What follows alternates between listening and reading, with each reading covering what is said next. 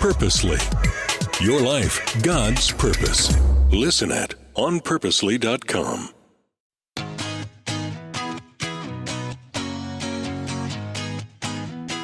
I'm Julie Lyles Carr, listening to the AllMomDoes Podcast, part of the Purposely Podcast Network. And today we're wrapping up a series that we've been in, a little mini-series, if you will, on special needs, on being differently abled. And I want to encourage you to go back and check out the episodes that we have had. We kicked it off with an interview with my daughter, Mercy Carr, who is 15, and she has cerebral palsy. It was the first time that she had done a podcast like that. She has done some stuff on YouTube. She's definitely talked about her journey on her social media channels and that kind of thing. But it was so fun to get to have her in the studio and talk about her experience. And I don't know, maybe we'll bring back some of the other kiddos who a lot of them are now, grown-ups.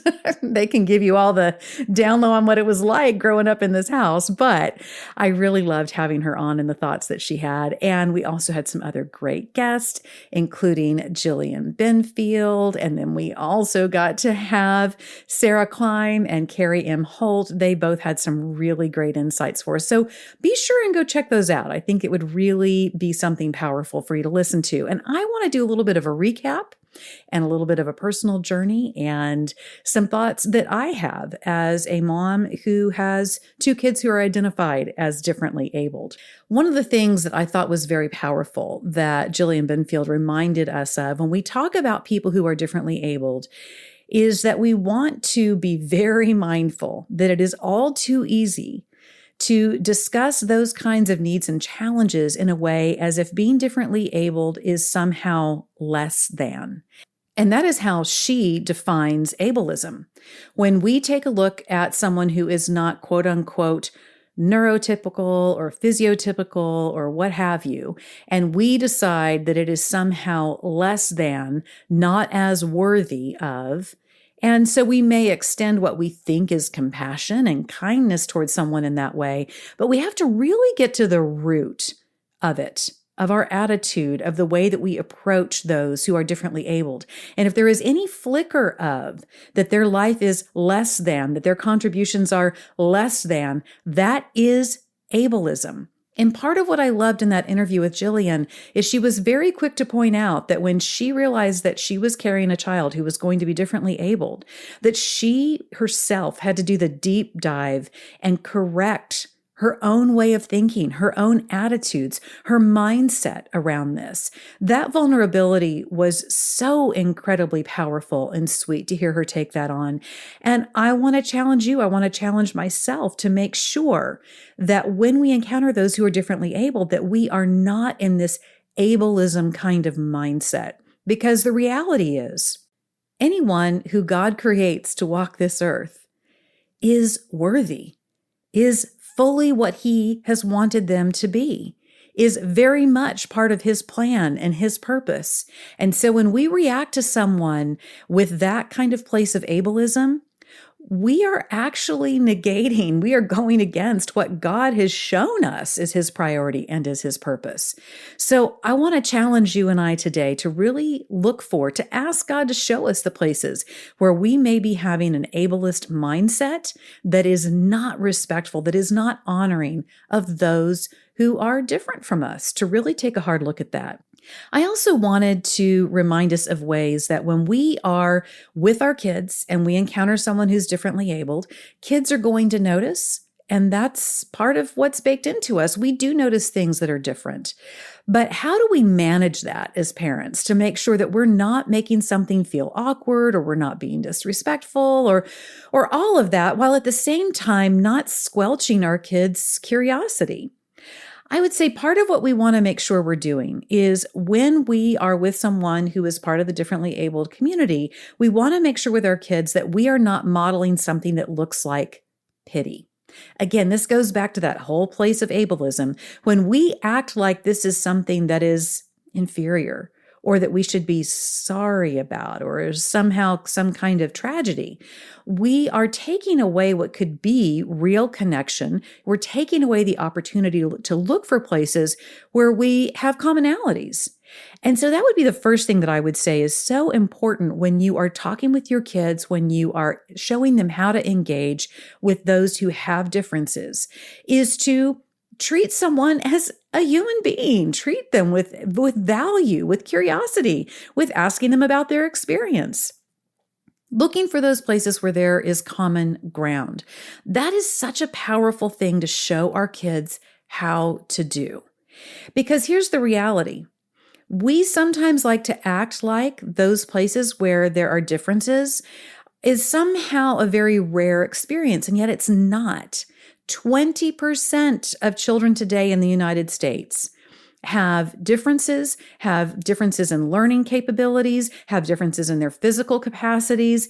And that means that 1 out of 5 kids in our children's experience in school is going to be identified as differently abled. This is not something any longer that we can pretend like is exotic or rare or only happens every now and then. Now, of course, to lump everyone in that 20% into the same category as having the same experiences would be silly, because obviously 20% of people having those kind of differences, they all have different stories, different journeys, different challenges. So I'm not suggesting that we just lump everybody into the same thing and say, kids, here's the universal way to treat anybody who shows up as differently abled. Of course not. It's part of what makes someone an individual. It's part of what creates the texture and the nuance and the color to their story. But to make sure that we understand that it's not good enough to assume that your kid will not encounter someone who's differently able. They will. Statistically, they will. And so to make sure we're being proactive to give them the tools they need to know how to engage someone with curiosity, with interest, and to remove from it this sense of pity, even when we call pity compassion, is so important. I'd say also what we want to look at is encouraging our kids to look for someone's strengths. Just because someone is different does not mean that they're weak. They can have incredible capacities and strengths in areas that are unique and beautiful.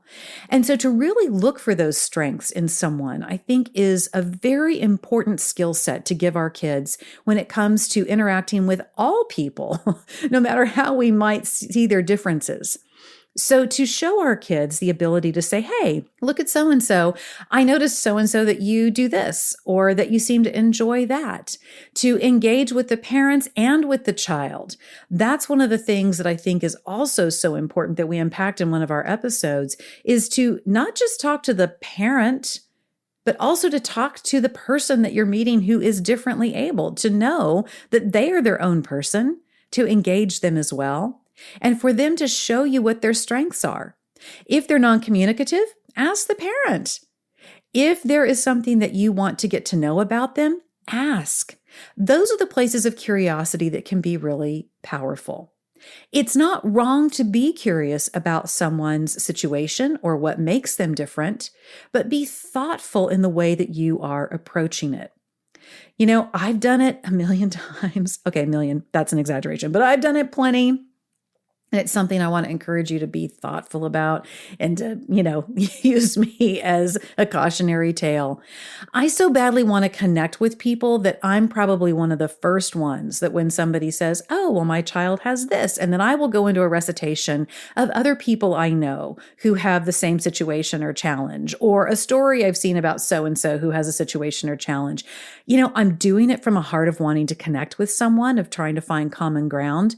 But what I'm doing that is also unintentional and yet really problematic is I'm not treating someone in that moment as an individual with an individual story, with an individual means of how they want to be able to present themselves to the world. And so I want to encourage you, when you are communicating with someone who has differences, just let them tell you about their experience. You don't need to jump in with your thing. Sometimes in the business world, this is called one-upmanship. Have you ever thought about that? That sometimes in my need to connect and I start telling about other people I know and here's this, that, and the other, I'm inadvertently creating almost like a one-upmanship, even though that is not my intention. That's not my motive. It means so much to people when we just hear their stories, their experience. I know it means so much to me.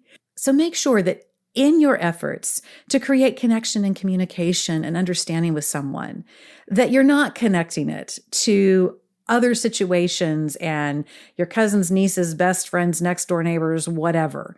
Just let someone talk to you about their life, what's important to them, where they're challenged, where they feel strong. Let's just listen, because listening is so incredibly powerful. I also want to encourage you for yourself, for your kids, to be looking for opportunities where those who are differently abled are included in the experiences. I think this is so incredibly important.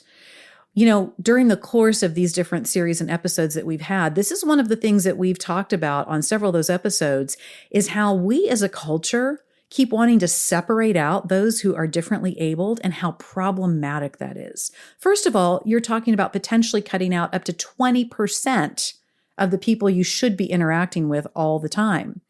Secondly, it can create sort of this blindness, if you will, to the challenges of others, and it elevates this idea of normality, whatever that's supposed to be. It elevates it to a place that is really, really problematic, and that it excludes so many people.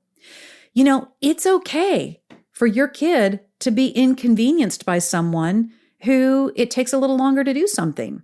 It is actually good for your kid to experience the patience and the understanding that come with accommodating for someone with differences.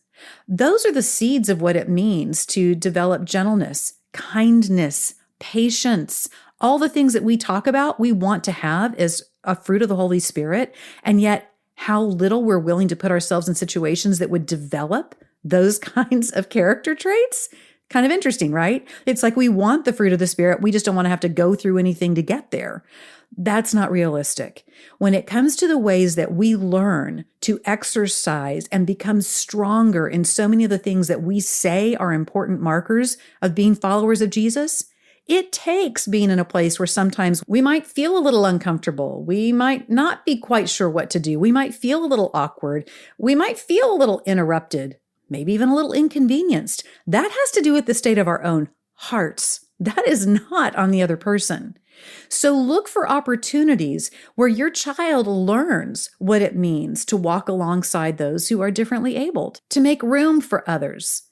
Those are the ways in which we help our kids become the people that we say we want them to be, for them to have the kinds of character traits that we say we want them to have. Look for those opportunities. I would encourage you to make sure that the children's church that your child is part of, or the family church that you're a part of, absolutely has people there who are differently abled, because that is so important to God that all of us are included there. I think about biblically the story of King David and Mephibosheth, who was the son of Jonathan, one of David's very best friends. David had promised that he would take care of any heir of Jonathan's.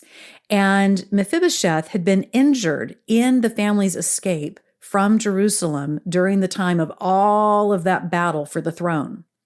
David later discovers that Mephibosheth is still living. Mephibosheth at this point is differently abled because of the injuries that he received during that escape. David makes sure that he has a place at the table, at the king's table. It takes being very intentional. It takes seeking him out. It takes making accommodation. But in so doing, David fulfills what he said he would do, which was to make sure that this family had priority in place in his kingdom. I want to posit the same thing when it comes to us within our faith communities. Are we doing that? Are we looking for those who are differently abled? Are we showing them that they are valuable to us? And are we creating opportunity for them to serve? This is something that I really see rarely, and rarely done well when it comes to our faith communities, which honestly grieves me. I feel like it's something that we should be leading out on. I tell you what I've seen more often than not. Families with a child who's differently abled who are asked to not be in the main service because it's quote unquote distracting. You want to see your girl Jules get mad? Let her see that kind of action. What do you mean it's distracting? We're a bunch of adults in here. Focus. Let this family have an opportunity to worship. I really can't hit this enough because it's something that I've seen play out again and again. We cannot say that we are people of a faith where we want to help those, that we want to be the hands and feet of Jesus to those that Jesus would have gone to, and yet then refuse to take on things that, okay, might be a little distracting. So what? These are the kinds of moments and opportunities that we're being given. We've got to model it well for our kids. And here's another thing I want you to consider. If you and I live long enough, there may come a day where we ourselves are differently abled than the average crowd. We ourselves might experience needing to wear hearing aids to hear a little better. We might have some issues with our vision. We might have issues with our mobility. And when I think about that through the lens of how I am responding and acting at times toward the differently abled community, wow, does that become convicting? Because for many of us, age is going to bring in some physical differences and some cognitive differences that we don't always like to think about, but we should. And in that consideration, how would we want to be treated? I mean, I know that I would want to feel like I was able to make a contribution. I know that I certainly would want to feel like that I still had a place at the table and that I had things that I could do and bring. Why would that be any different for anyone else? So I want you to think about that. There's a little bit sometimes of a quote unquote arrogance, if you will, when you are typically abled and you don't think about the fact that there may come a time in your life where that could change.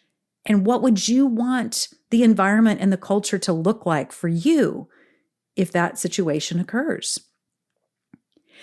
Now, because I'm the mom of a couple of kids who've been identified as differently abled, I dedicated a little bit of time in my book, Raising an Original. Maybe you've had that book, maybe you've seen it before. I dedicated a little bit of time in that book toward this issue. And there's something else that I want you to consider. I'm going to read to you from a particular chapter in that book. The chapter is called Purposed, Not Perfect. And I'm just going to read a little snippet to you. All kids have special needs.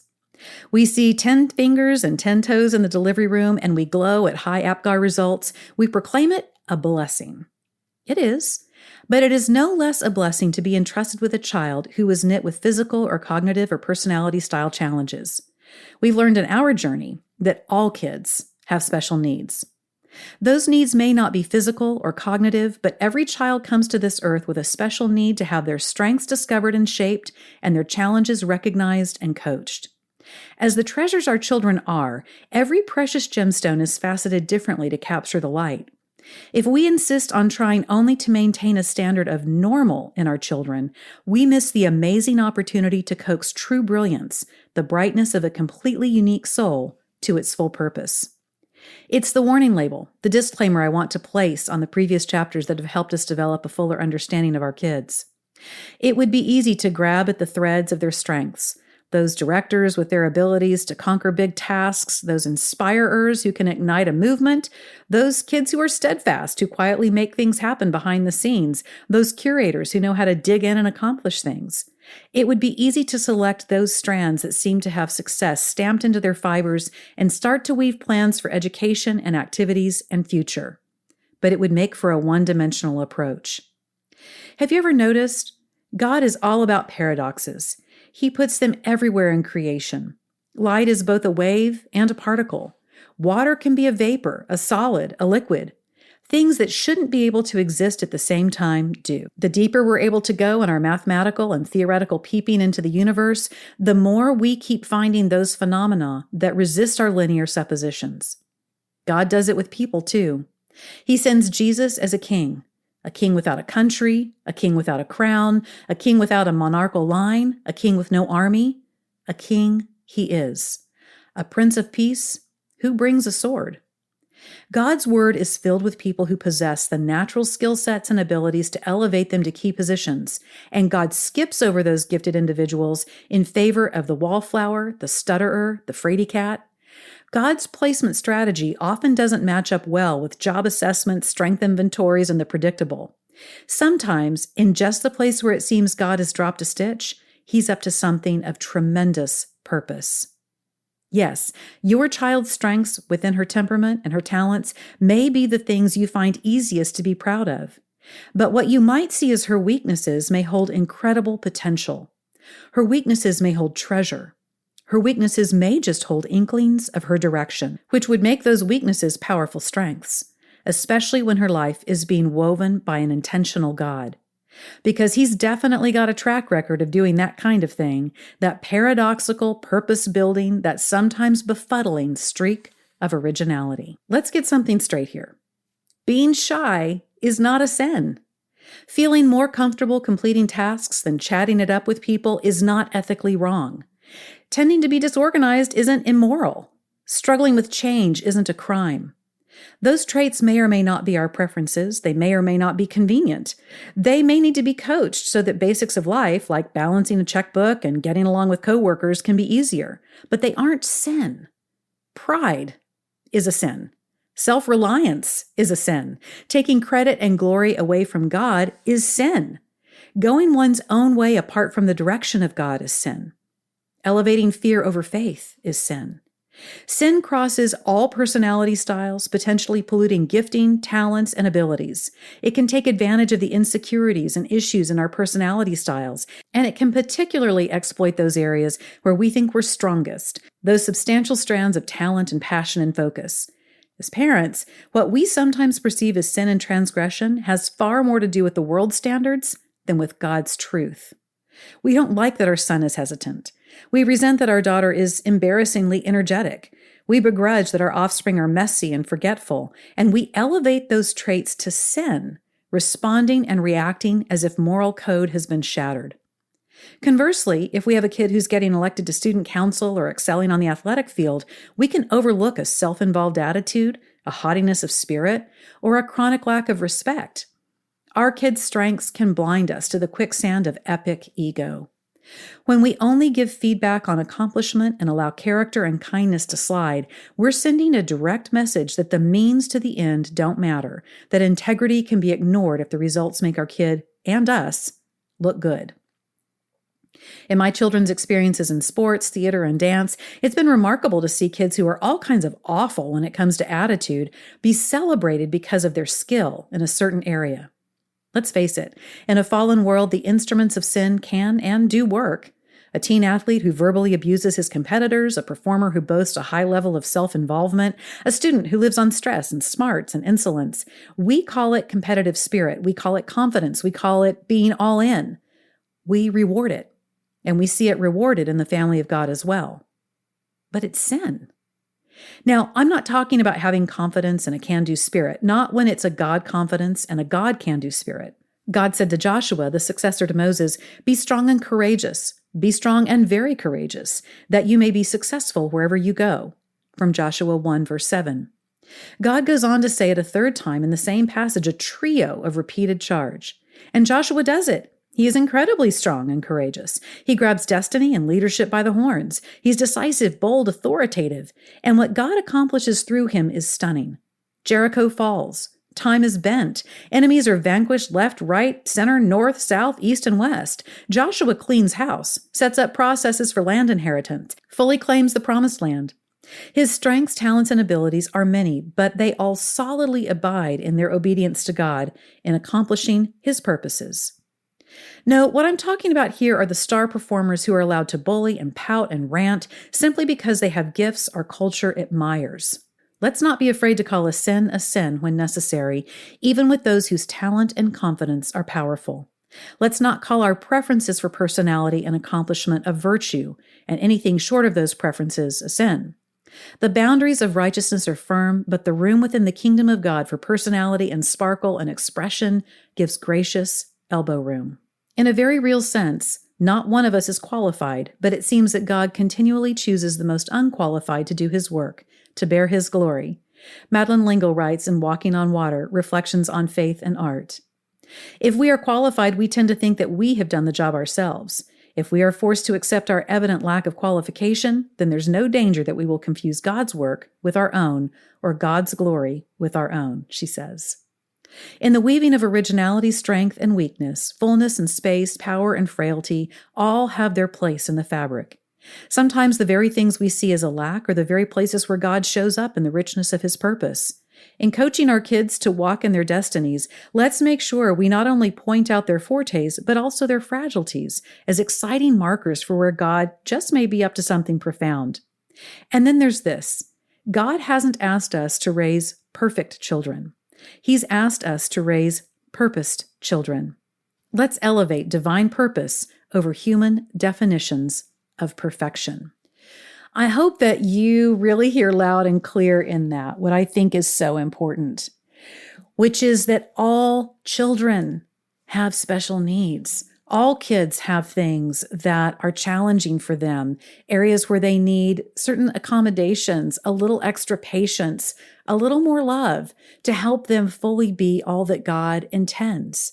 And when we put on that lens of perspective, when we understand that all of us, you, me, our kiddos, all of us have things that we definitely need to turn to God for, and when we understand that he is a God who can take the things that the world says are quote unquote not normal, things that the world says are problems or are less than, we have a God who delights in making those very things our strengths.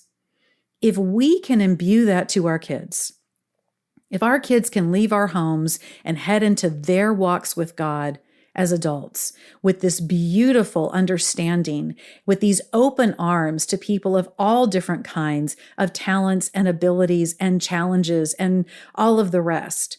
And if we can show our kids how to do that for themselves in their understanding of who they are with God, we will have done an incredible thing for this world that really exemplifies the love of God for his kids, for all of his kids, the kind of love that includes compassion and kindness, but doesn't minimize someone with pity.